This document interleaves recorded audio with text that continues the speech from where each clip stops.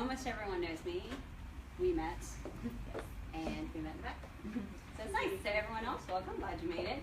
I have to tell you, I had a long list of moms though in my head, but I'm like, I'm gonna have to call them later.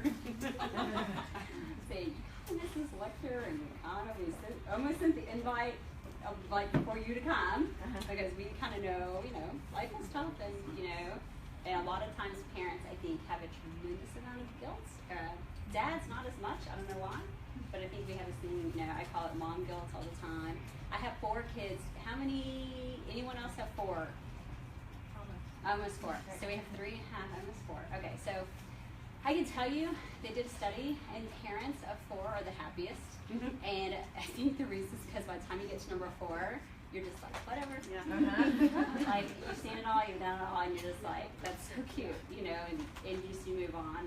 And having had my kids so young, I told them when I was 10 when I started, but that was obviously not.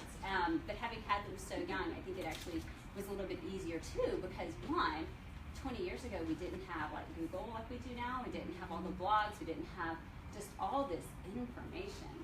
Even when it comes to like vaccines and stuff, we used to never get questions. And now it's just all this information that people have access to. And I think people read a lot, which is good. But I think there's a lot of comparing. And so I hear that a lot from moms. Will they say, well, this one woman said she did this, and just like all these anecdotal reports. And I'm like, well, just don't worry about all of those people. And I think that what happens is sometimes we have a tendency to compare ourselves sometimes to others, and we compare our kids to others. And I think it's really, really always important just to recognize, like, your child is unique, just like you're unique. And I think we focus so much on people's weaknesses instead of actually just cultivating their strengths. We all actually worked on what we're actually really good at. We do really, really good. And I think we spend a lot of time working on things we're not very good at. And I think we see that even in little bitty kids. And I hear all the time parents, they're worried they're not walking fast enough, or they're walking too fast, or they're not, all these things. And I'm like, hey, they're all unique, and it's all falling within this realm of things that's still considered normal. And so don't worry about too much. And I think parents, or a lot of moms, put this guilt on themselves that their child, has to be kind of perfect. And let me just tell you now, none of them are perfect. They're all very cute, but they all have their nuances. And they're going to have temper tantrums, and those are just parts of life, and they have to fail.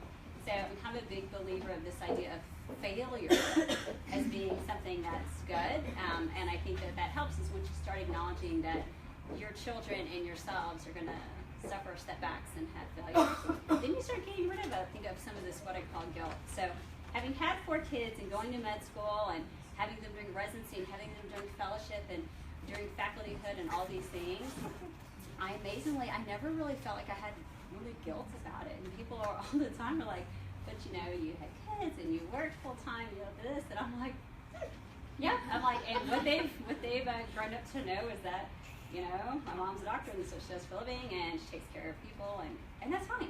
And so I guess I myself I never had guilt. I will confess 100%, and I tell parents this all the time, who are having difficulties breastfeeding, I never made a drop of milk. 4 kids, nothing. Tried each one, nothing ever actually came out. And so very quickly, I just got over it and moved on. And I think even with breastfeeding, which is great, especially if you're good and can do it, and but it doesn't work for everyone. And I'm like, stop having guilt about that. That we have other resources, and so part of life is learning how to not worry so much about things that are out of your control. So to that end, I met Ali. We were at this thing called the Mommy Series, and we both talked at the same time at the same event. And the funniest part about Ali, so other than the fact that she's my height, which is great, short people stick together, was she, at the beginning of her talk, she talked about going to this meditation retreat, where it was 10 days of communication-free meditation in like a small room. I'm like, in my head, I'm envisioning a prison or a cell with no kids, no husband, no cell phone, no email, no outside communication for it was like 10 days or something. In my head, I'm listening to this, and I was formulating the email to my patients. Dear families, I decided to take a 10-day meditation retreat, and I will not have access to my cell phone. And I was like, I should send that on April Fool's to see how many people reply. And her like, no.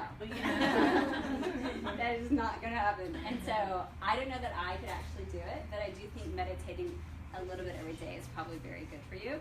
Not sure I can make the 10 days, so I really admire you for making it. I know my patients would not make it the 10 days, beyond a doubt. I'm not sure they could make it 10 hours, much less 10 days.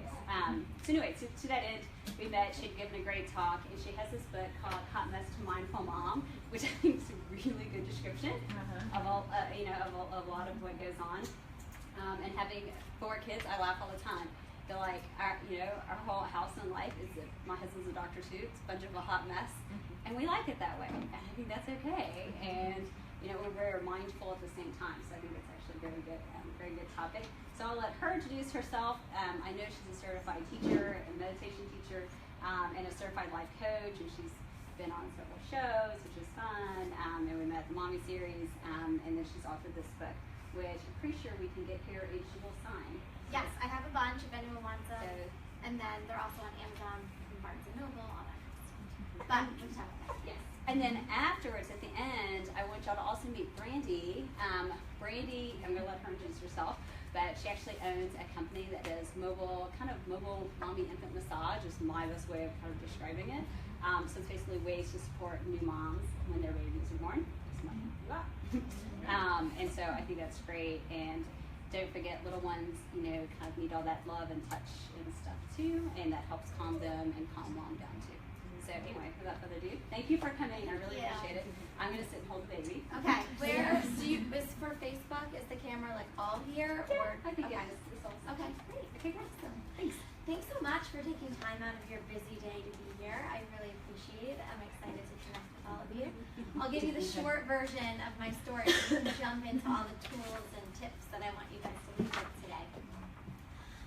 So people always ask me when they see the title of my book, which is now my brand for my whole business, Hot Mess to Mindful Mom, they say, were you really a hot mess? And I say, I was, but I almost didn't know how much until I wasn't anymore. Does that make sense?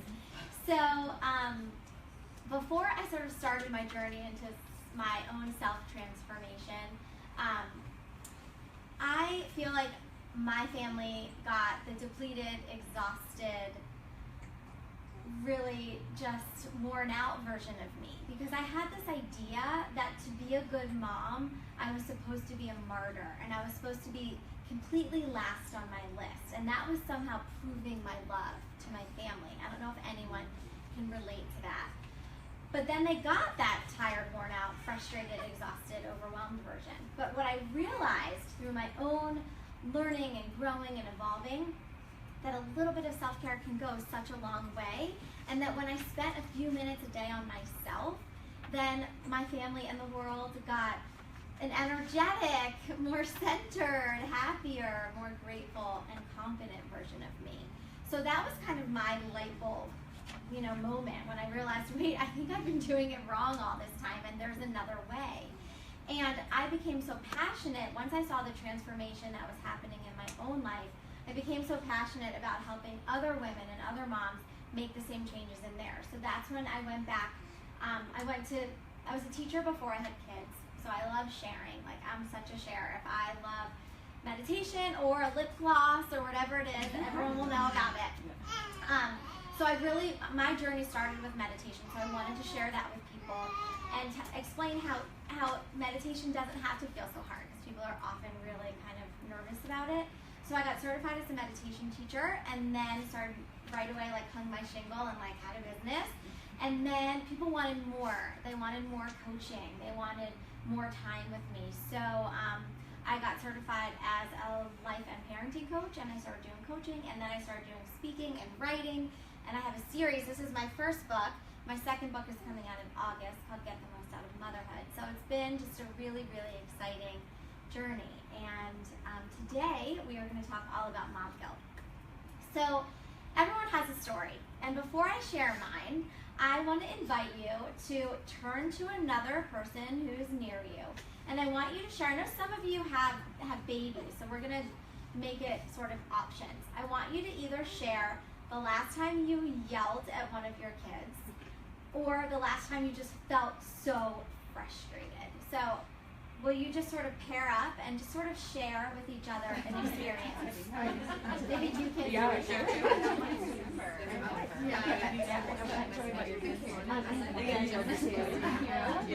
Mine are being so old. Should be yelling. They might yell back. Might yell back. Mine go back and do I kicked my face this morning because I was bending down to get something for a car. Well, have you heard? I don't think so. 5-year-old and a 15-year-old. Almost 5-year-old. Last year, I'm super aware of that I do calm down, and I'm also really aware of finally got retaliation. I feel like somebody else in mind is actually really that's an anomaly. But I'm like, I can remember when I did yell more than, you know what I mean? So I think we're all in good company. It's easy to get more. He looks at me like he's somewhere, and I raise my voice. You're I don't know, my little girl, and she's trying to change clothes, or wearing a certain thing, or rattling ears. Yeah, she can be like when you're a teenager, you're on time. I literally like on time in a minute. I have to leave by this time. I don't know traffic. And you start to know what age is that? Well, I stand up and know how crazy excited you're really by like 10 holes. We talked about that. And then I lay down. So I did 4 days a day. You have to start thinking. So I want to make sure everybody gets a turn, but we're going to just spend like 1 more minute. First grader.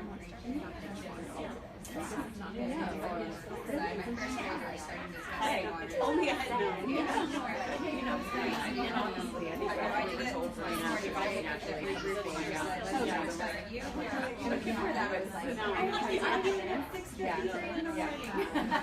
And Dad's out of town, so that was another reason. So we're the morning, I mean, I have to get out of work a certain time. Sometimes it's good. Did everybody get a chance to share? I sure got Okay. earlier to make sure my stuff was done because that usually makes the noise go up here. Thank you for doing that. I think I don't want to be the only one talking. The more you guys participate, the more fun this will be. But it's nice to have that feeling of connection because everybody yells sometimes and everybody feels guilty sometimes. And so you're never alone in any of this. So that's just sort of an overall kind of good feeling. I'll share what I call my mom low. That was probably my guiltiest ever. So I say some of the things that I write about and talk about are kind of hard to admit. This is actually the opening for my second book. My mom low was a time when my son was about 5 years old. And now he's turning 12. I don't remember what he was doing, which says more about the state I was in than what he was actually doing, because he was just annoying me or frustrating me or not listening. And I remember I squeezed his arm really hard. And he said to me with like the biggest eyes, he said, "Mommy, you're hurting me." And I said, "On purpose." Mm-hmm. That was not easy to fall asleep that night. That was something I had to spend a lot of time really working on and forgiving myself for. And during my transformation, that was like one of my whys. That's not the mom I want to be. That's not the person I want to be, you know? And we've all been there though, you know? And so I teach meditation and mindfulness and mindful parenting, but I've been there. So we all kind of have those stories, all right? And we all do things that make us feel guilty. We yell at our kids, we get really frustrated. If you have more than one, you ever compare your kids? Yeah? Right? Like, why can't you be like your brother or things like that? And then talk about guilt from those kind of things coming out of your mouth, right?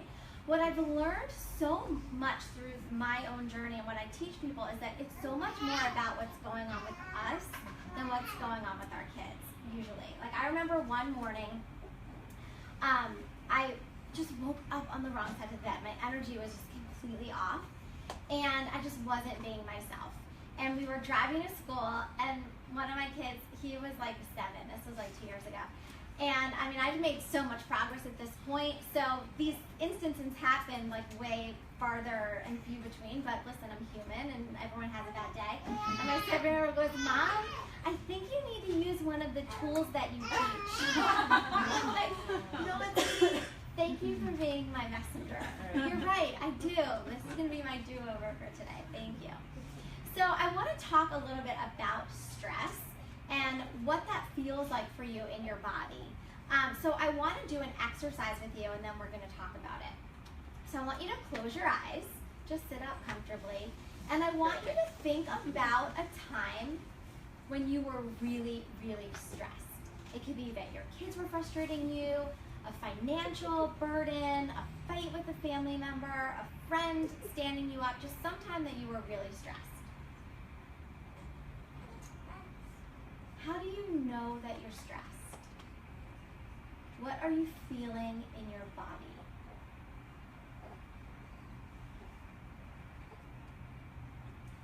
How are you treating yourself?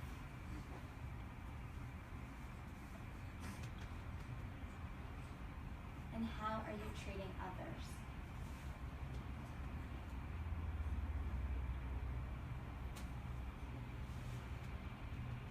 Now I want you to think about a time when the last time you were totally relaxed. It might be before you had kids. Maybe you're laying on a beach, maybe you're in your backyard, maybe you're curled up on your couch reading or snuggled up in your bed. Or maybe you're snuggling with your baby or your child or doing something really fun together. Just think of a time when you were totally relaxed. How does your body feel now? How do you treat yourself?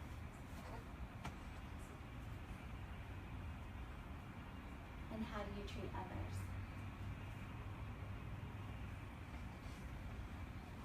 And you can open your eyes. So would anyone be willing to share what it feels like in your body when you're really stressed? Like, how do you know you're stressed? What do you feel? Tight. Tight. Tightness where? All over. But I mean, my muscles just kind of all get really tight, and my breathing gets more shallow. And,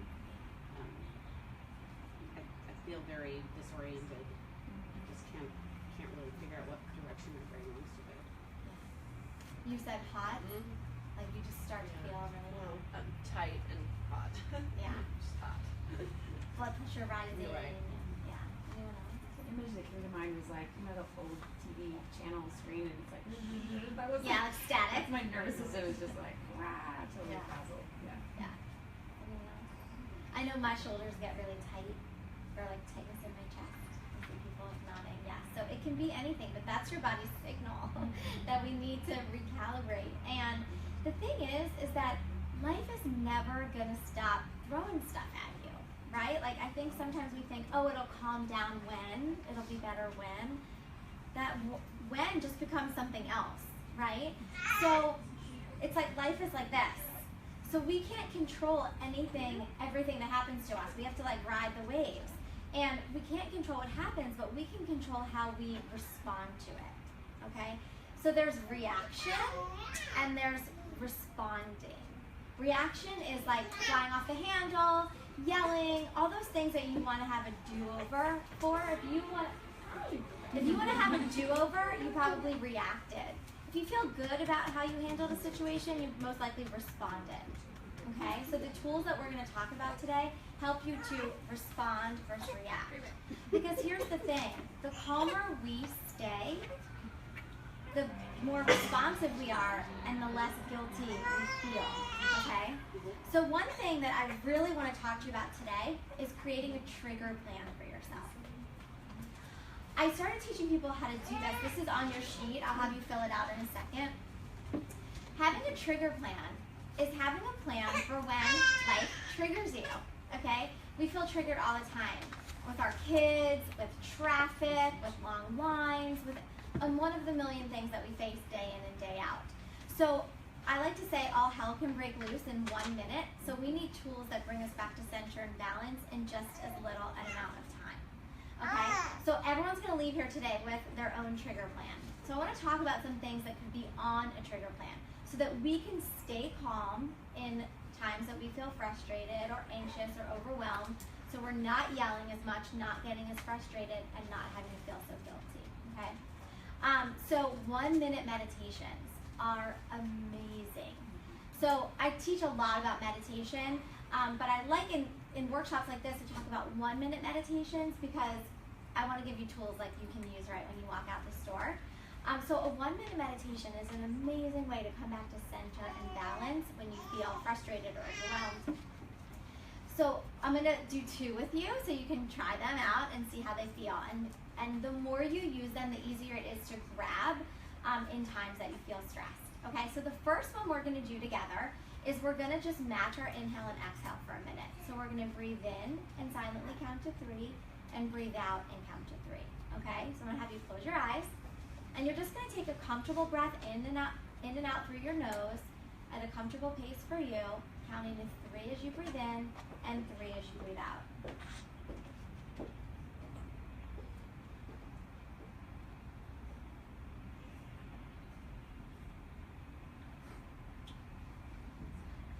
If your mind starts to wander, just come back to counting 3 in and 3 out.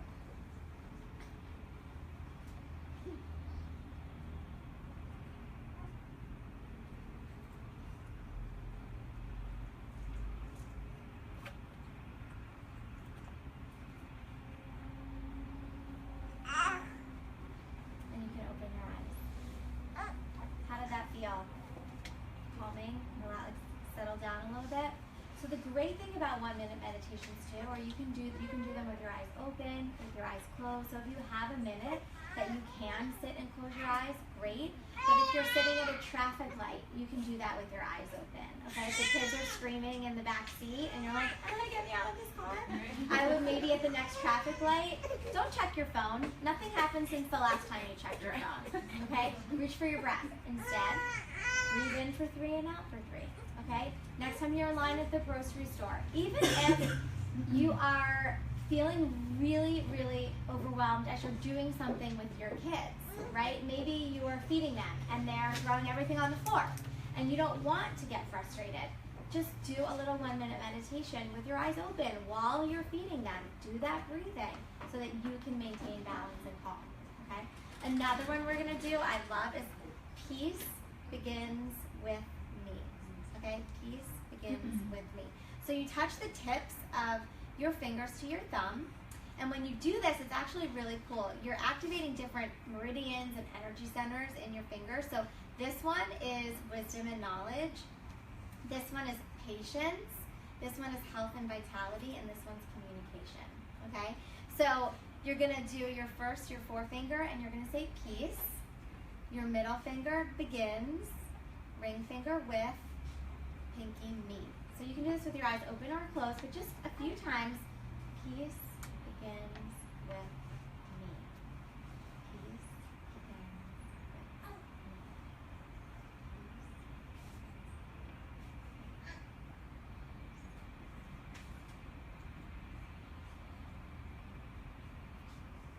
Feels pretty good, right? Relaxing. This one I call my secret weapon. I do it like under the table when I don't like what the people across from me are saying, and I'm like, yeah. Like during the election, I'm like, oh. I had like blisters. But this is a great one to also like teach your husband, teach your kids, even 3-4 years old. You can also change the words. I try my best is a great one for kids. I am so loved. It can be whatever they like. The thing I love about it is this is so empowering as a mom to know that peace does begin with you. You can come back to your peaceful center. It's always there. It's always available to you. It never leaves you. We just need to come back to it, practice coming back to it more. So peace begins with me. It does begin with you. And another amazing thing is the more you practice these, the more you're setting the tone in your home for peace and calm and balance. And our kids pay so much more attention to what we do than what we say, okay? The more your kids see you breathe when you feel frustrated, the more they're going to start breathing when they feel frustrated. My kids see me do these things all the time, so I start to notice, I'll see them get frustrated without me even saying a word. I'll see them close their eyes and breathe, because they know it works, okay? This is a really cute story too. Well, my kids are a little older, but I was testing one of my kids on his study guide. He had written at the bottom, I can do anything I put my mind to. Repeat 3 times. Like he wrote his own affirmation. Because like he hears me use them all the time. So I promise you, they pick up on these things. So the more mindful you are and the more you share it with them, you are creating a sense of normal in your house where using your breath is how you calm down, right? So it's not a secret. This is tools that we want to teach them. And how are they going to automatically know how to do it if we don't model it for them, right? So even saying, guys, mommy needs a time out for a minute. I need to breathe so that I can be the best mommy. That's how I explain meditation to my kids. When I'm like, guys, you can't interrupt me unless you're bleeding, we need an ambulance, someone threw up, like seriously, because this makes me a better mommy. They're like, okay, you go. Like, you know, so that's how I explained it to them. When I have a few minutes to sit and breathe, I have more patience all day long. I can give you more attention. We're more connected. So they understand these things. So modeling is like the very best thing you can do, okay? And the more you practice it, the easier it is to use it in times of stress. Okay, so those are 1-minute meditations, but there's so many other things you can do. For me, my trigger plan, I have 4 things. 1-minute meditations, which I encourage everyone to have on their trigger plan because your breath is your most portable self-help, self-care tool. It's always with you. So if you have your breath, you can always calm down. No matter if you're driving, you're at the zoo, you're at a parent-teacher conference, your kid's having a tantrum, you can always do that. I also love, I don't know if anyone here has pets, but like just spending a minute petting my dogs. You know, I think sometimes we all wish like our animals could just talk to us, and then sometimes we're like, I'm so glad you can't talk. There's not one more person asking you for something. But just spending a minute with my dog is so calming and relaxing and centering for me. So if you have pets, that might be on your list. Making a cup of tea. Water is really, really grounding. So whether it's taking a bath, drinking a big cup of water, or hot tea, water can be really, really beneficial for kind of clearing the energy, recalibrating. Stepping outside into nature is really, really great. So if you have the ability, if your kids are, you know, with your husband or a friend or whatever, and you're feeling really overwhelmed and you can step outside on your back porch for literally a minute, just breathe some fresh air. If you want to, you know, just get outside. Like I have moms that I work with and they're like, oh my gosh, you know, before dinner, after dinner, such a hard time for me. Like, put the kids in the stroller and go take a walk. You need fresh air. They need fresh air. Movement is amazing for recentering and rebalancing. So take the kids with you outside, you know. Outside is great. You can also take a bath, a quick, even like 5 or 10 minute nap, just getting to close your eyes. Of course, meditating.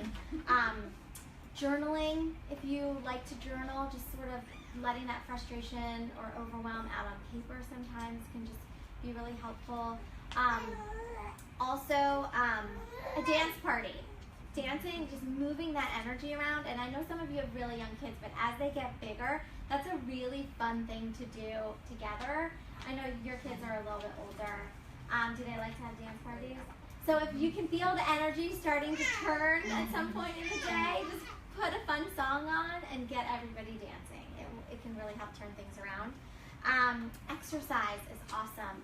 I have an app on my phone called the 7-Minute Workout. Has anyone ever heard of that? Do you use it? You like it? It's just a quick workout that hits everything. You are, I know. And it's only 7 minutes. And as your kids get a little older, kids love doing a 7-minute workout. And he does it with you. They love it. He'll watch me do it. So, or he can like, you know, be the one to tell you what they are. So doing the 7-minute workout app or any kind of thing like that is great to have your kids get involved with you too. Okay. So tell me, what do you guys think you would want on your trigger plan if you could pick like 2 or 3 things? Okay, so everyone gets 1 minute meditations. But you're going to fill out your sheet. I have 3. You can have more than 3, but can everyone say, we'll go around and everyone say at least one more thing? Stepping outside is Awesome. really big for her, especially right now. And then my 3-year-old, if I can just get him out of the house in the backyard, it makes everybody happier. Perfect. Thank you for sharing. How about you? I think exercise for myself and for my little one. Yeah. He wants to be outside too, doing exercise. Awesome. It's cool. Petting dogs. The Got dog. 3. Yeah, the dogs love them. Or my baby loves them. Awesome. So just playing with them and stuff. Good. That's so great. I think the dance party. Awesome. I've already noticed my baby's only 7 months, but if she's gonna get fussy, I start kind of bouncing and make her, and she's like, oh, okay, like, That's great. everything's fine. Good. Awesome. How about you? We do dancing and then stepping outside as well. But he knows how to try to breathing. Like, The 1 minute meditation. Yeah. Awesome. How about you? I'm definitely a big believer in the water theory, whether it's for me or for him, but I think for him, he gets really excited in the bath, so his energy levels go up. So if I want to bring him down and kind of calm him, outside for sure, he just quiets and he observes and he just becomes really centered. So kind of both, depending on what I want him to do. Okay. Great. But does water work for you? Oh, it does. Yeah, Okay. water helps me just kind of level for sure, but he just gets really excited in the bath. Yeah. You know, so if I want him to calm down, Outside. outside. But then if you want to calm down, because the trigger plan is really for you to calm down in times of overwhelm. Yeah. So maybe a big glass of water or a hot Yeah. tea, or you taking a bath at the end of the day, or some Epsom salts, or some essential oils. How about you? I'm so glad you said that about petting your animals, because right now I despise our free cats.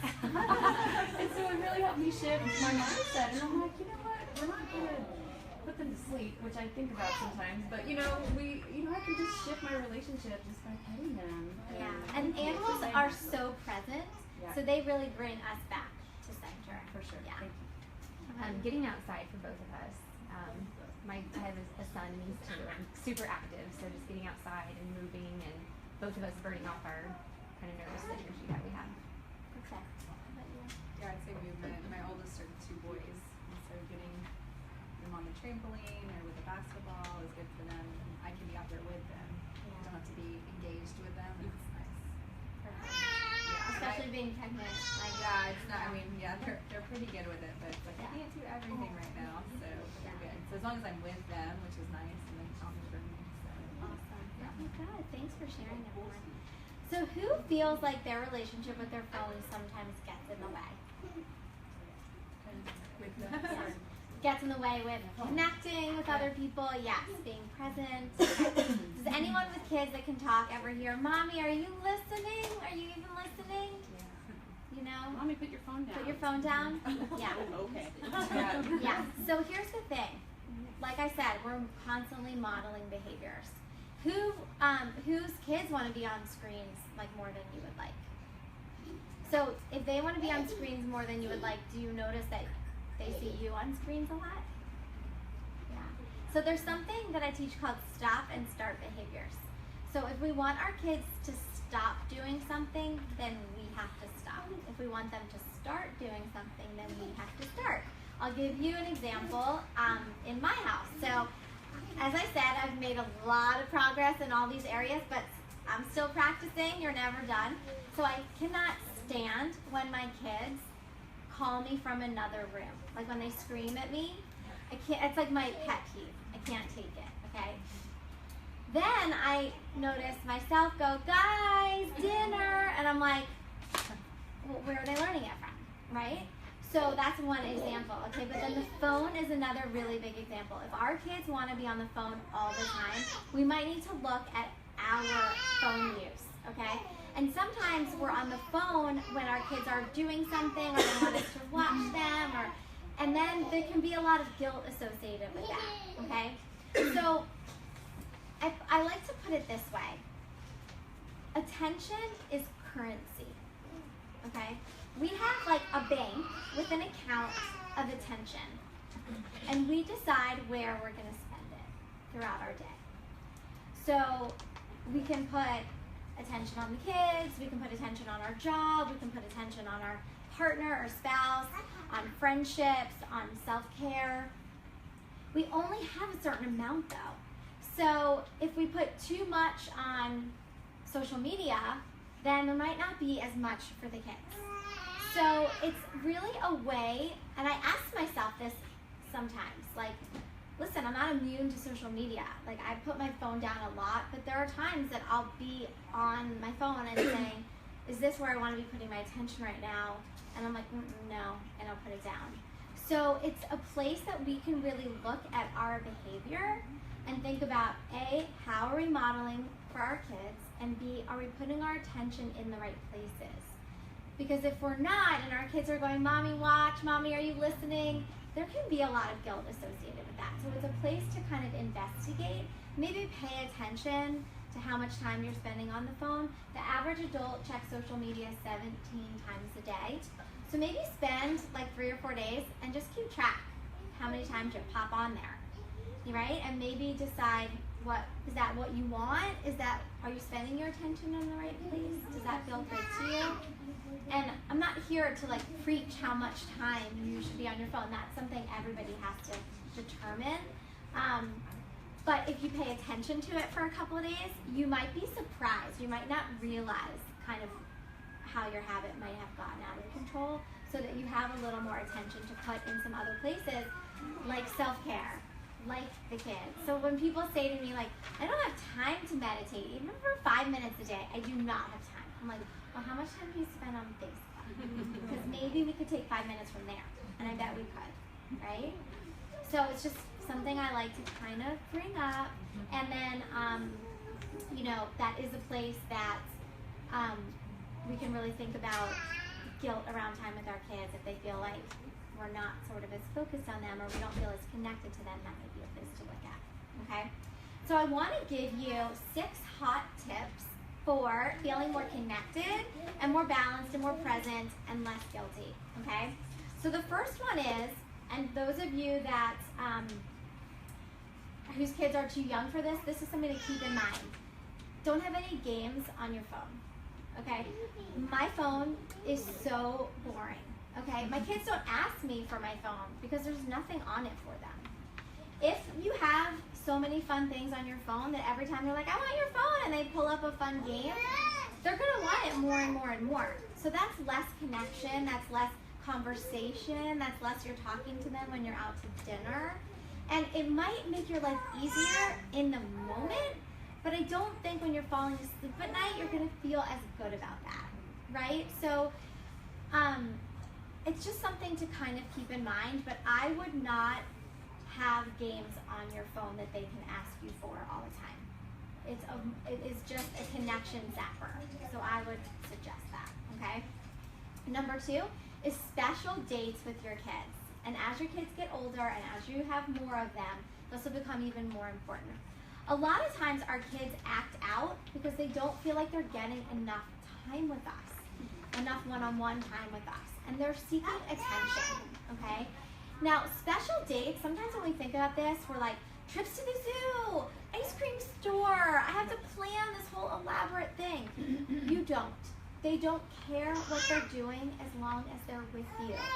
And it doesn't have to be an hour. It can be 15 minutes where you say, you know what, this day is kind of crazy, but I want to take 15 minutes out of my day. I'm going to set a timer.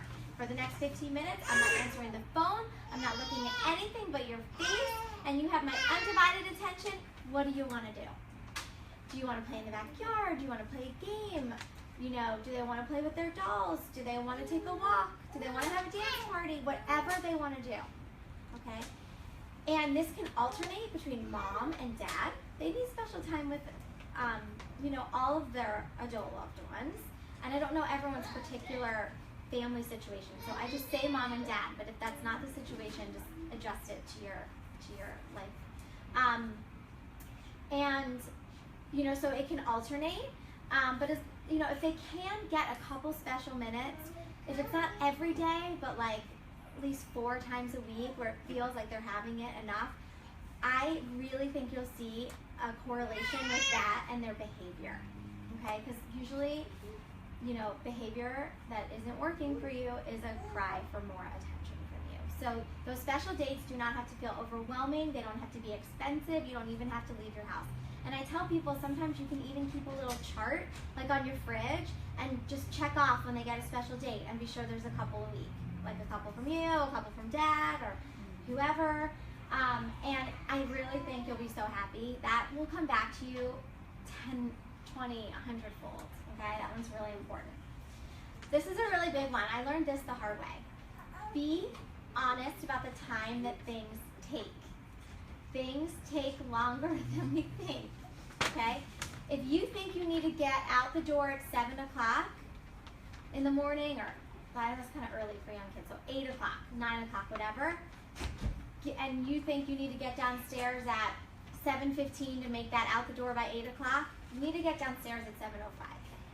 You need to build in at least 10 extra minutes wherever you need to be, because things always take longer with kids. And that is a big area of frustration and overwhelm, is getting out the door. My whole life changed when we all started coming down 10 minutes earlier. It's hard to get up in the morning. It's not any harder to get 10 minutes earlier, not for you and not for your kids. That will change your life, okay? Just 10 minutes, all right?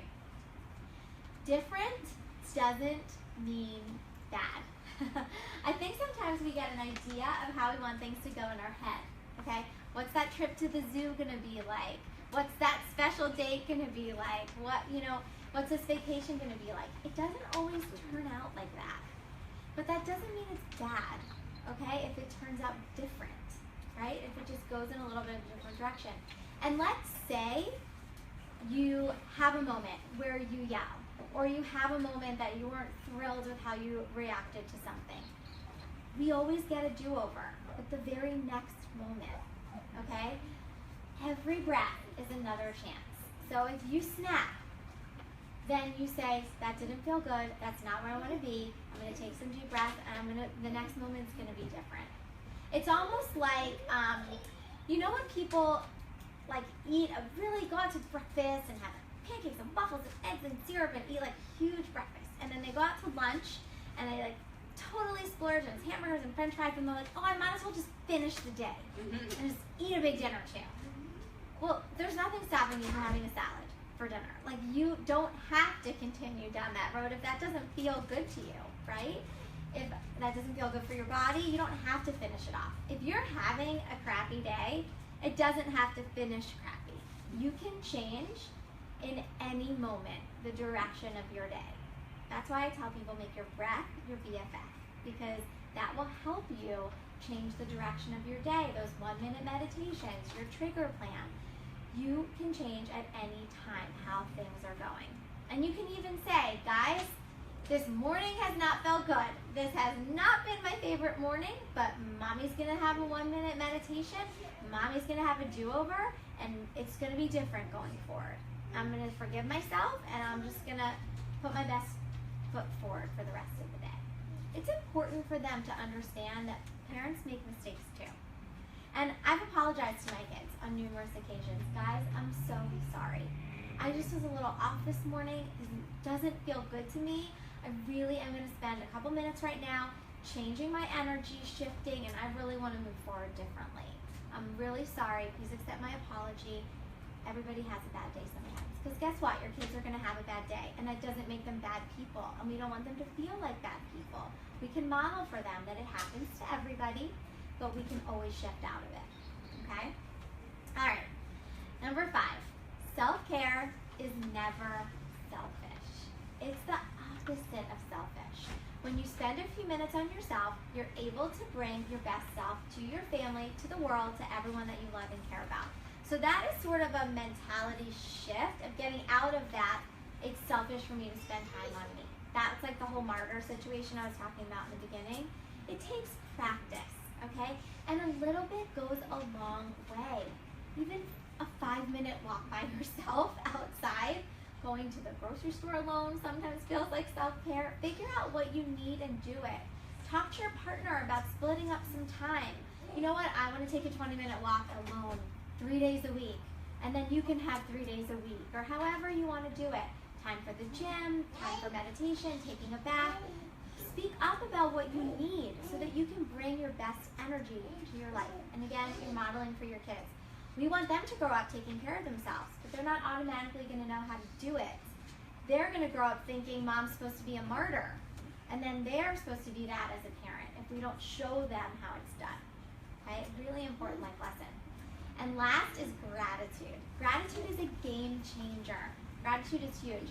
It's virtually impossible to feel stress and gratitude at the same time. But I have moms tell me all the time, well, how am I supposed to feel gratitude when someone just threw up and my house is a mess, and am I supposed to feel gratitude in that moment? And I'm like, okay, I'm not going to tell you as you're like cleaning up a diaper explosion that you should start thinking what you're grateful for, because that probably like isn't going to happen in that moment. But I have a little gift for everyone, a little gratitude card. So this also has the 1-minute meditations on the back. I encourage everyone to just take this on your bathroom mirror, so you can see it when you brush your teeth. When you brush your teeth in the morning and the evening, look at this card and think of a few things you're grateful for. So you're starting and ending the day with appreciation and gratitude. It's a beautiful way to start and end the day. Okay? And then I also have an alarm that goes off on my phone every day at 3 o'clock that says gratitude is my attitude. And when it goes off, I just think of a few things that I'm grateful for, take a couple deep breaths, recalibrate my energy. It's just like a reminder, like, come back to center. Here you go. Like, reminder. So if you like, you could set a reminder on your phone for that as well. But I want everyone to leave with one of these, and I think you're going to absolutely love it, and it's just going to be a really nice, very easy, simple way to integrate gratitude into your routine. Because I'm not going to tell you to like get a notebook and sit down and write something. Like, this works just as well. And people often feel intimidated about gratitude because they're like, what if I'm not grateful for the right things? Or they feel like it has to be really profound. And we can be grateful that we woke up and we're healthy and our kids are healthy and the sun is shining, and we certainly should, and that can be your thing. But you can also be grateful that you found the most awesome shirt for your party on Saturday night, or a lip gloss, or you have like such a fun girls' night planned, or your vacation coming up. I like to say I bridge the spiritual and material. Like, it's okay to be grateful and excited for all of it. So there's no wrong thing to be grateful for. It's just that feeling that you want to have. And then as your kids get older, they can see your card. You can invite them to do it with you, or you can put a gratitude card on their bathroom mirror. They might not ever want to admit to you that they do it, but they will, okay? So that, I want everyone to leave with that. So those are my tips that I wanted to share to help with feeling more connected, more centered, and less guilty. Does anyone have any questions? Any questions? Anything? Do you speak about this for men too? I can, yeah. Only because I feel like the younger generation is probably, well, I'm making a big assumption there, but I think the majority of younger dads, there's a shift in our society's approach to them, and I feel like they're more involved because my husband has a lot of the same guilt that I have.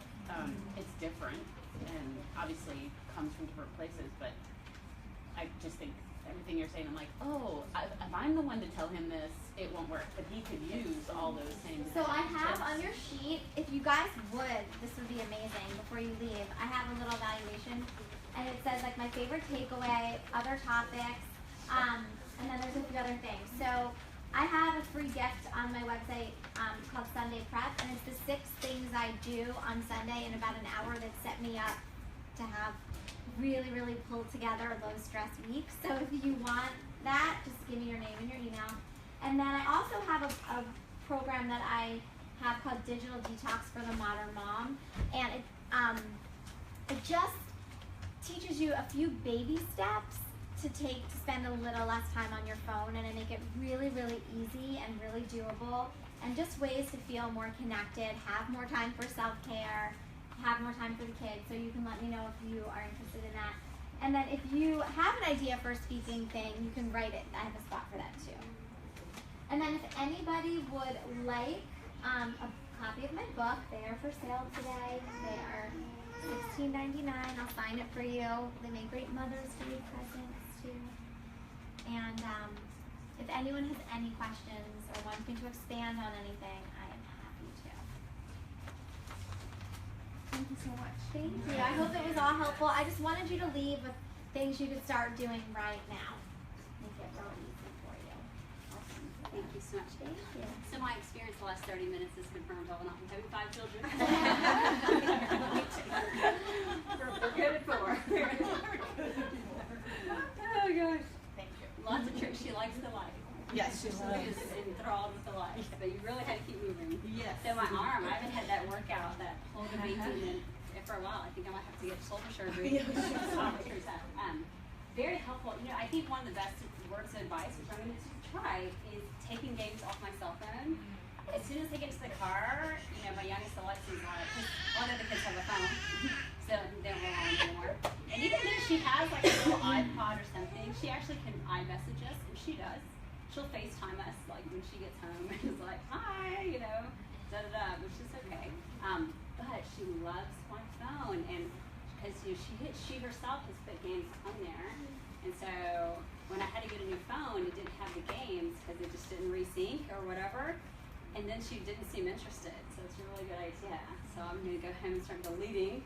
She'll be devastated briefly, and She'll get over it. Exactly. She'll get over it when she has so much more time to talk to you. Yeah. Maybe. In the car, they do seem terribly bored. You know what I tell my kids sometimes? Like, it's not horrible to be bored. Like, daydream. Look out the window. Like, that's what I did my whole childhood. Right. Like, it's okay. Just look outside. Yeah, I used to close my eyes as a kid and try to imagine where exactly on the street we were. And then I'd wake up intermittently or open my eyes to see if I was right. It was kind of this cool thing, but that's how I got through car rides. I want to shut your eyes, you know, try to guess where we are right now. So anyway, but thank you for coming, and thank you for letting me have my baby fix. You're welcome. So you're not alone. My husband is safe. And so I just want to introduce Brandy as well, and she can tell you a little bit about, you know, her services, which I thought was super cool when I heard about it. And so, Yeah, it's so great, Ali. Wow, you're wonderful, and I can't wait to. I want to do some one-on-one time. I've been getting her emails, and she offers. I don't know if you still would offer your like 3-hour block. Oh, of time, yes, I'm but doing VIP sessions right Yeah. now where it's a 3-hour block of like a deep dive into self-care. And there's a 30-minute pre-call where we plan your session, and then 3 hours, and then 2 weeks later, a 30-minute post-call to make sure that everything's moving and grooving. So Working. great. Yeah. Well, so I teach similar things to my clients, but I also have had this upper respiratory infection for 4 weeks that is really humbling me into leaning into more of my self-care. It's like it really is always a work in progress. And but I wanted to add to your list of things that you might use with your trigger plan. I love that. And touch is really my big focus as a massage therapist of 16 years, and I'm also a registered nurse. So I really love the connection that we can make between how we manage our stress and how we become more resilient to stress, and model that for our kids using touch. And I wonder if this little guy will let me demonstrate something on him. I don't know, he's kind of a perfect age. Could I play a game with you? What's his name? Gabe. Gabe, would you want to come over here and I can show you how we play a game about a monkey? Or I could go to you. So you guys, it only takes 20 seconds for oxytocin to be released in our bodies. And the very cool thing is that oxytocin is a mutual thing that happens. So if we've heard of oxytocin, it's this really popular hormone. It's known as the cuddle hormone. And every mammal produces it. Our animals produce it too. When we pet our animals, we release oxytocin in our bodies. But it only takes 20 seconds, and it's a mutual thing. So when we give a massage, like when we massage our babies, or holding, you've got a lot of oxytocin floating in your body. Stop. You're But it really is this physiological shift that happens in our bodies, and we know that oxytocin is part of the stress response system. It's kind of this built-in mechanism for becoming more resilient to stress. So when we reach out to someone, when we even use our phone and text a friend or my mom, and just say, this is happening and I'm losing my mind, we actually know that our bodies produce oxytocin. But touch is really one of the quickest ways to get it going in your body. And so I love to show ways to use touch with kids, even when they're super active like this. Hey, is it Dave, right? Can I play a game with your arm? Can I show you about a monkey? Can I show you a game about a monkey? Maybe I can show on your mom. Could I demonstrate? And then he'll feel a little more comfortable with it. So I'm just going to play this little game on her arm. So with massage in kids, especially with toddler age and preschool age, massage is not going to look like how we like it to look, like an hour of just laying still and great music and whatever, but it's going to be more games and storytelling and songs, and that's how we do this with massage. So I'm going to show your mom how we do this game. It's called Monkey Climbing Up the Rope, Monkey Sliding Down the Rope. So I'm just using compression. This is a kind of massage. I'm using gentle, firm pressure. What do you think? Monkey sliding down the rope. Can I do it on your arm? So we always ask permission. We don't ever just start massaging our kids. It's good to ask them permission. That teaches healthy boundaries around touch. And then monkey sliding down the rope. So I'm going to try to do this for at least 20 seconds, which really isn't very long. Monkey sliding down the rope. Monkey climbing up the rope. Monkey sliding down the rope. This gliding stroke really does get that oxytocin releasing, and it feels good. What do you think of that? Your face tells me you're not so sure. But you can do this on your children's legs. We'll do this before bedtime. Doesn't take very long. Also with my daughter, who's almost 5, we'll do a big hug and we'll count to 20 because that's about 20 seconds, and I know that she's got a good dose of oxytocin, like when I'm dropping her off for school or whatever. And then I've got that dose too, and that's part of self-care. It's just, how can we get our bodies shifted away from that constant fight or flight mode that we're always on, and accessing more of that rest and relaxation that we need so that we don't burn ourselves out. Thank you for letting me do that. Thank you. You can also play a game on your children's back called Making a Pizza, where you would just use your hands and make a big round pizza, and then you can add the sauce, and when they're using language skills, you can ask them what they want on their pizza, and you can tap the cheese on and all that. It's a really fun thing. That's awesome. Yeah, so that's pediatric massage, believe it or not. It's not necessarily laying still. So if you think you're a really active child, like, yeah, right, they're not going to lay still for me to give them a massage. Well, you don't need to do it that way. Just get really creative and use storytelling and songs and things. So in my practice, we do pediatric massage. I teach parents how to massage their young babies. And also, of course, we do massage for the parents as well. We specialize in body work for pregnancy and postpartum. I'm really passionate about making sure that women get the support that they need after they have their babies, because I think we're really good at lots of support and attention during the pregnancy, and then we're just like, bye, yeah, see ya. I'll see you in 6 weeks. What? I mean, I picked up my older son on the way home from school, on the way home from the hospital with the younger son. Oh my Yeah, God. like nothing. It's crazy. Like Our breakfast culture, the next morning, like yeah, so it's, and then we feel guilty that we're not bouncing right back and doing everything, and it's just not realistic, really, the standards in our culture. So thanks, and I'll leave flyers. And then what's unique is y'all go to the house. Yeah. Correct. We do. I also have a studio in Montrose inside a Pilates studio called 713 Pilates, and that's where I am primarily. I have a team of therapists that with all, we have decades of experience combined, and they do travel to your home. We bring everything that you need for a comfortable experience. Sometimes it's not so relaxing in your home, but our thinking with that is that many of my clients come consistently during pregnancy, and then they just disappear after the baby comes, and I totally get it. I have 2 girls. I know what that vortex is like, so that's why we offer the in-home services to try to make it as convenient as possible. For dads too. Oh yeah, dads, grandparents. Called the. So Well Family, the website is wellfamilyhouston.com. Yeah. Does anyone do a massage with Reiki? So I'm trained in Reiki. I also do craniosacral therapy. I never do just Reiki. I mean, I would say it has just informed. Reiki is a type of energy work. It's just made me a lot more sensitive to the subtle shifts that can happen in the body. Yeah. It just really shifted my mindset in working with bodies, which is really good for kids because they're so quick to shift and really sensitive, and it doesn't take a lot. So do you do both massage and Reiki together? Yeah. I would say, again, I don't have Reiki on my website or anything like that, but it has changed the way I practice, for sure. Yeah. Yeah, because I can't find anybody to do that in the house. Oh, interesting. Yeah, well, we can work out something that works for you. I mean, I'm just really as a nurse and a body worker, I see a huge need for really quality massage therapy. There's nothing wrong with Massage Heights, Massage Envy, and those places. You get a therapist who's paying attention to you, hopefully, and you get a great dose of self-care and oxytocin. I'd say that we really focus on ways to use body work that works with the connective tissue in the body. We understand the changes that happen structurally in women during pregnancy and in postpartum, and really we can help with diastasis recti and various issues that happen through the pelvis, during pregnancy. So there you go.